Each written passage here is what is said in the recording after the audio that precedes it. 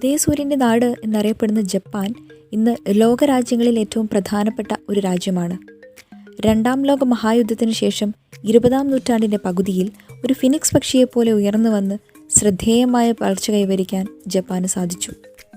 ചുരുങ്ങിയ കാലം കൊണ്ട് തന്നെ ലോകത്തിലെ ഏറ്റവും വികസിതമായ ഒരു രാജ്യം കൂടിയായി മാറി. ഇന്ന് ലോകത്തിലെ 3ാമത്തെ ഏറ്റവും വലിയ സമ്പദ് വ്യവസ്ഥ കൂടിയാണ് ജപ്പാൻ. ലോകത്തിലെ ഏറ്റവും വലിയ മെട്രോപൊളിറ്റൻ സിറ്റിയും ഏറ്റവും സുരക്ഷിതമായ നഗരം കൂടിയായ ടോക്കിയോ ആണ് തലസ്ഥാന നഗരം. ഭരണഘടനാപരമായ രാജവാഴ്ചയാണ് ഇവിടെ നിലനിൽക്കുന്നത്.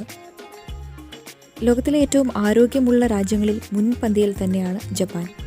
ഏറ്റവും ആയുർദൈർഘ്യവും ആരോഗ്യവുമുള്ള ആളുകളാണ് ഇവിടെയുള്ളത്. ശരാശരി ആയുർദൈർഘ്യം നോക്കുകയാണെങ്കിൽ 84.5 വർഷമാണ്. ഇവിടുത്തെ ഹെൽത്ത് കെയർ സിസ്റ്റവും വളരെ മികവുറ്റത് തന്നെ.